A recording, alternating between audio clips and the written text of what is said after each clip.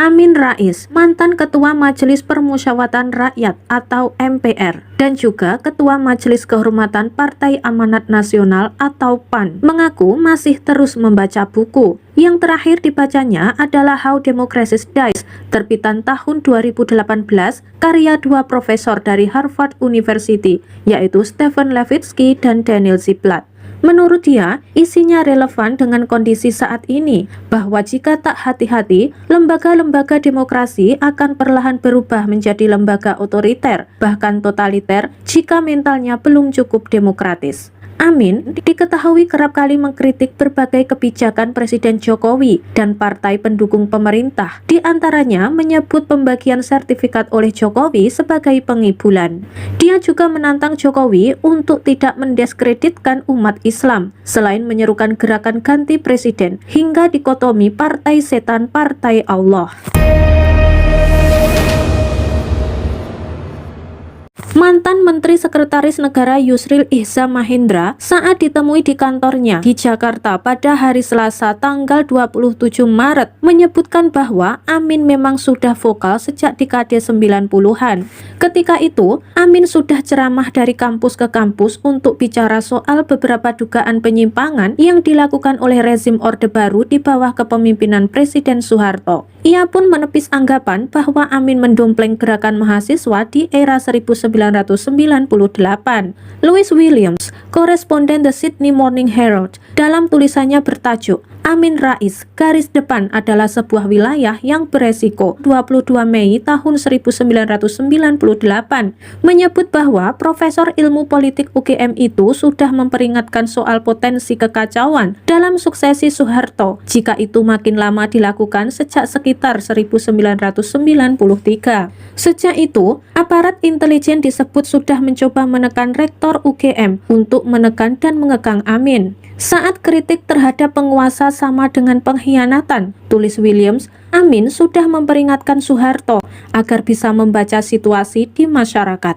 Jangan meremehkan kemarahan dan kekuatan rakyat. Saya sangat tidak sepakat bahwa Indonesia harus memiliki figur pemimpin seumur hidup dan hanya Soeharto yang dapat mempertahankan keseimbangan. Ia tak akan hidup selamanya, dan apa yang akan terjadi? Cetus Amin dikutip dari tulisan Williams. Pernah sekali waktu, Amin masuk lingkaran yang dekat dengan kekuasaan, yakni Ikatan Cendekiawan Muslim Indonesia atau ICMI, di bawah kepemimpinan B.J. Habibie.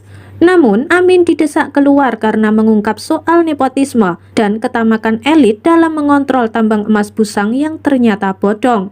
Ia kemudian merintis jalan menuju kepemimpinan di Muhammadiyah sambil tetap menyarakan dorongan suksesi Soeharto. Pada Muktamar Muhammadiyah di Banda Aceh 1995, ia terpilih sebagai Ketua PP Muhammadiyah dengan raihan suara 98%, meski sempat dihantui ketiadaan restu dari istana. Saat proses reformasi akan memasuki puncaknya, Amin yang saat itu juga menjabat sebagai Ketua PP Muhammadiyah berada di garis depan berhadapan langsung dengan Soeharto. Ketika itu, ia sudah mengumumkan rencana untuk membawa ribuan pengunjuk rasa yang menduduki gedung DPR MPR ke lapangan Monumen Nasional Jakarta dalam rangka peringatan Hari Kebangkitan Nasional, yaitu pada hari Rabu, tanggal 20 Mei tahun 1998. Namun, hal itu dicegah oleh Yusril dan Pangkostrat Prabowo Subianto. Pada hari Selasa, tanggal 19 Mei tahun 1998 malam, bahwa ada potensi militer tak segan untuk bertindak keras jika Soeharto merasa kekuasaannya terusik. Terlebih, sekitar 150.000 tentara sudah bersiaga di sekitar Jakarta Pusat. Amin kemudian membatalkan niatnya. Ia mengajak massa untuk ke gedung DPR MPR Jakarta yang sudah diduduki mahasiswa sejak hari Senin, tanggal 18 Mei tahun 1998.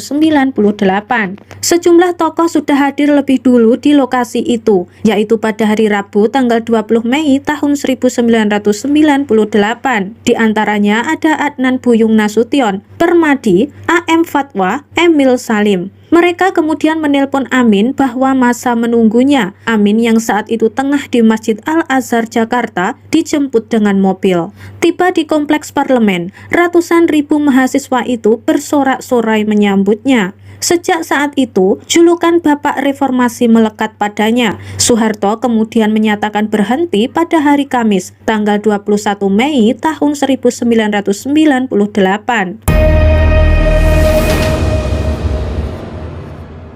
Usai membawa Partai Amanat Nasional atau PAN yang didirikannya masuk dalam 5 besar pemilu legislatif tahun 1999, Amin kemudian terpilih sebagai Ketua MPR pada periode tahun 1999 hingga tahun 2004. Pada periode kepemimpinannya, terjadi 4 kali amandemen Undang-Undang Dasar 1945.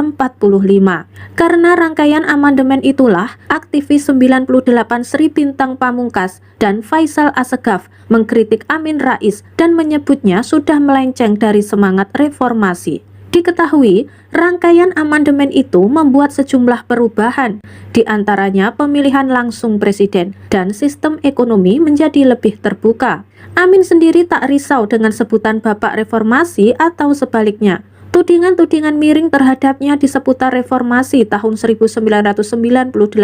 Baginya saat itu ia hanya bekerja untuk menjalankan ajaran Tuhannya. Lalu siapa yang benar? Perdana Menteri India yang pertama, Jawaharlal Nehru, dalam bukunya yang berjudul The Discoverer of India, yang ditulis saat ia dipenjara pada tahun 1942 hingga tahun 1946 menyebut, sejarah nyaris selalu ditulis oleh para pemenang dan penakluk dan memberi sudut pandang mereka, atau setidaknya sejarah versi pemenang diberi posisi lebih menonjol dan menguasai medan.